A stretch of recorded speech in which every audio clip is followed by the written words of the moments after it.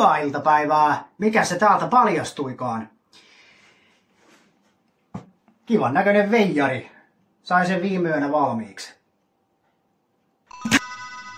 Hyvää iltapäivää. Mikä se täältä paljastuikaan? Aikamoinen veijari. Sain sen viime yönä valmiiksi. Mutta ei mitään. Heitetään veijari sivuun. Mennään heti aiheeseen.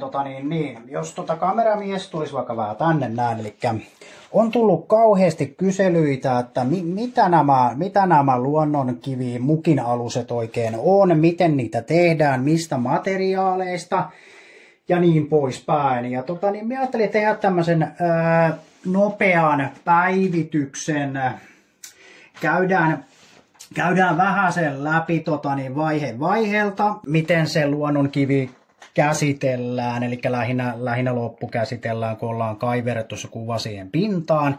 Ja minä ajattelin ihan tällä kertaa lähteä liikenteeseen tämmöisellä norppalaaseria edustavalla kuvalla, että tommonen hyvin kesäinen aurinkolasi päässä oleva hylje. Ja tosiaan tässähän on joitain esimerkkejä, mitä minä olen ihan viime aikoina tehnyt. Että siinähän on ihan tämmöinen kivan näköinen bulldogki, meikäläisen favoritti. Ja sitten on vähän tuommoista vähän söpömpää kissaa edustettuna. Hevos edustettuja on aurinkoa, auringonkukkaa, koiraa, gepardia vai mikäs tuo nyt onko se leopardi, en tiedä kumpi on kumpi. Ja tällainen hauskan näköinen pukki. Jep. Kovasti kanssa tuli kyselyä, että voisitko tehdä näitä hevosaiheisia mukinalusia, niin niitäkin on nyt sitten tehty. Luonnonkivihän on luonnonkiveä. Ja sitähän saa kaivuksilta. Mutta näitä on eri paksuisia, nämä on niinku aika random paksuisia. Tämä on esimerkiksi 4,5 milliä.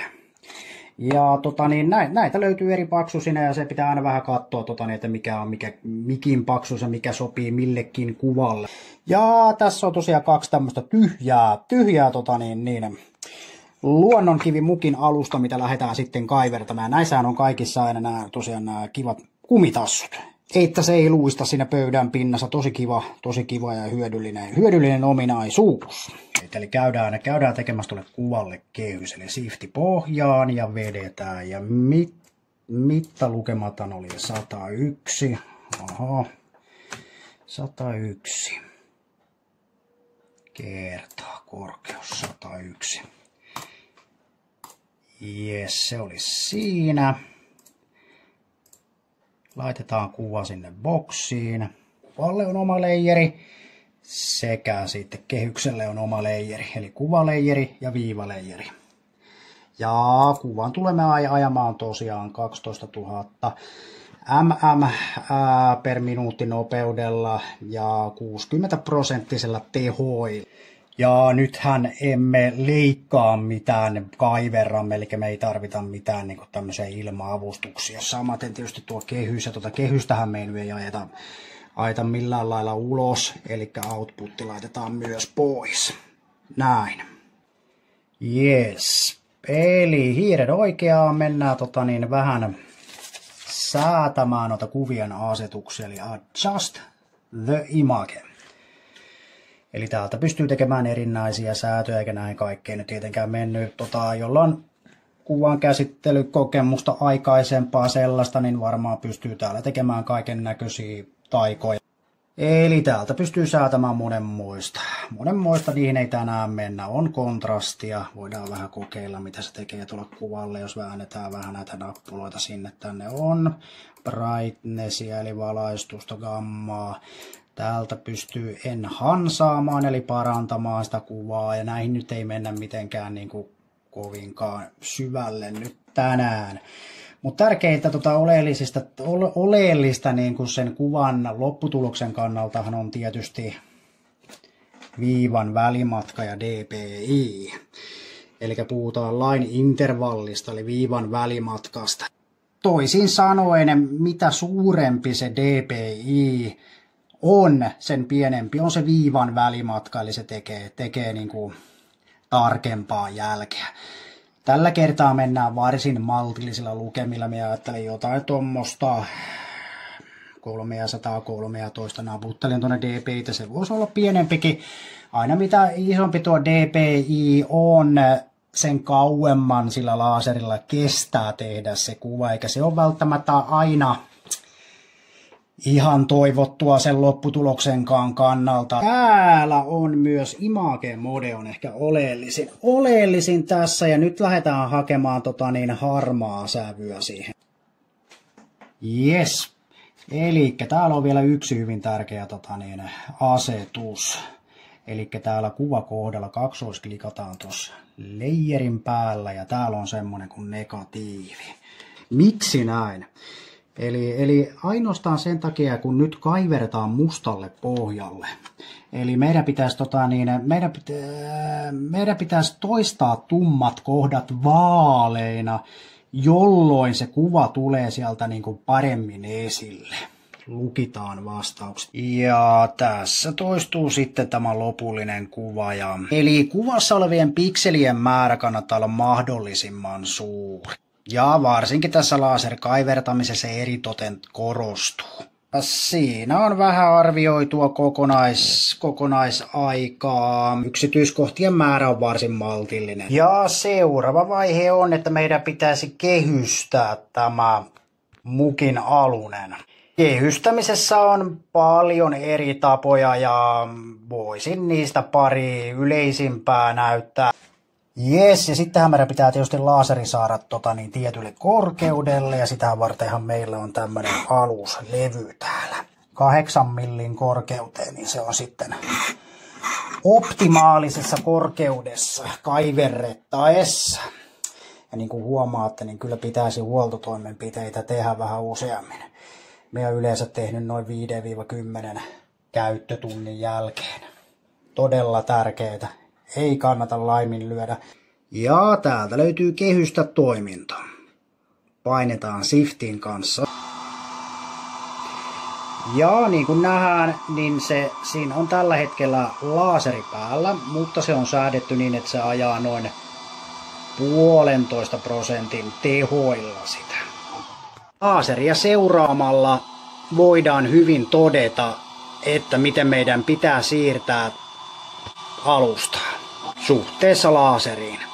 Ja tosiaan laaseri on tällä hetkellä niin pienellä teholla, että se ei tee varsinaisesti mitään tuohon pintaan. Se helpottaa meidän kehystämistä.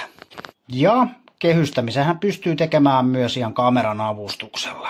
Eli painetaan kameran kuvaketta. Noin. Ja nythän me tiedetään, missä se alusta on täällä laserointipöydällä. Otetaan vaikka tuo kuva tuosta pois. Me nähdään, että täällähän se on.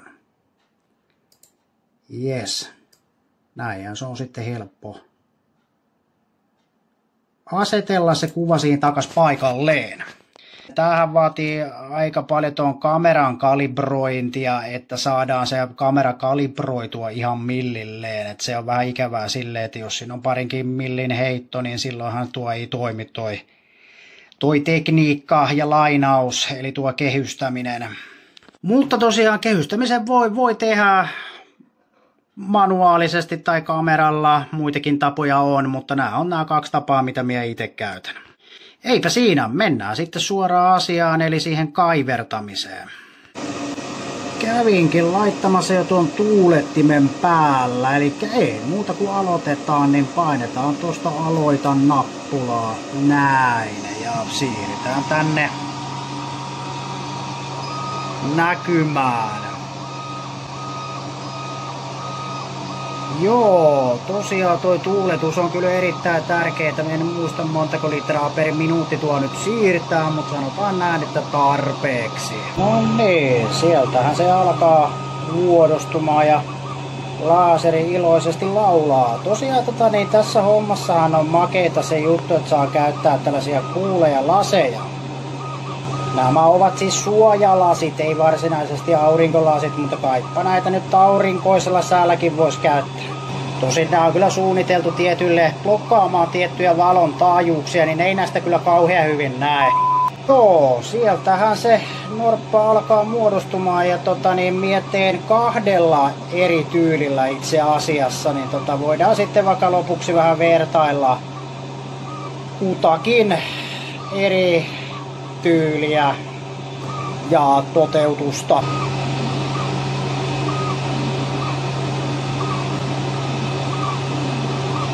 Itse asiassa nuo meikän lasithan on vähän samanlaista kuin tuolla norpallakin. Liekö meissä jotain samankaltaisuutta sitten? Tiesittekö muuten, että Saimaan norpan latinankielinen nimi on Pusa hispida saimensis? Tuosta lausumisesta nyt en ihan mene vielä sanomaan mitä. Voi jättää vähän toivomisen varaa. Ja nykyisen tiedon mukaan Saimaan norppia olisi noin 480 yksilöä.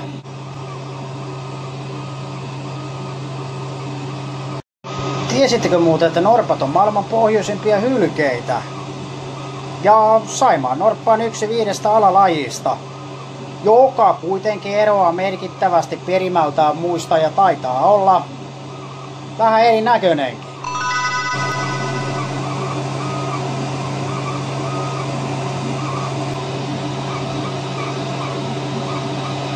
Se näyttäisi olevan valmis, ei muuta kuin luukku auki. Ja laitetaan vielä toi tuuletin pois. Noin. Siirretään vielä laaseri pois tieltä. Noin. Siinäpä se olisi nyt. Eli sitten tämä käsitellään vielä, jälkikäsitellään lakalla, että saadaan vähän paremmin nuo kuvan yksityiskohdat esille. Itse yleensä vedän aina ensin huurelakalla 2 kerrosta ja sen jälkeen vielä viimeistellä mattalakalla. Olen todennut, että sillä saa ehdottomasti parhaimmat tulokset. Eipä siinä. Taidamme sitten siirtyä tonne Saimaan rannalle vähän lakkailemaan. Katsotaan, jos tällä kertaa saataisiin vaikka näköhavainto tästä norpasta. Ei muuta kuin kimpsut ja kampsut kasaan ja lähdetään pitsille. Loiskis. Loiskis ja molskis. No terve. Ai niin, pitäisiköhän muuten siirtyä siihen videon tekoon. Ei vielä toistaiseksi norppahavaintoja, mutta kassottaa. Hetkinen, mä kelaan ton yhden. Ei hitsi mikä vonkale. Ei. Esiperä. Jes, eli tuttuun tapaan ravistelemme hyvin. Elikkä aloitamme huurelakasta. En nyt lähde mainostamaan kenen brändin lakkaa tämä on.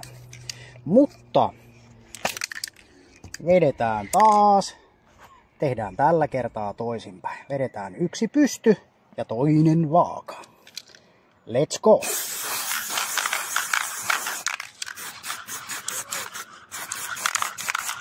Aina kannattaa muistaa ravistella hyvin, ettei tule läiskeitä.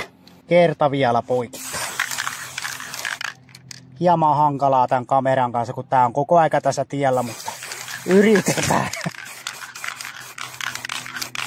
Jes, siinä on. Ja lepää. Ja niin kuin kuvasta näkyy, niin se jättää tommosen huurteisen pinnan. Nythän joku tietysti saattaisi kysyä, että eikö tuo vähän huonon näköinen? No, siihen on syynsä. Mennään siihen kohta. Aika huurteisia. Joku voisi melkein varmaan sanoa, että yksi huurteinen kiitos. Vedetään yksi kerros mattaa ja katsotaan sitten uusin silmin.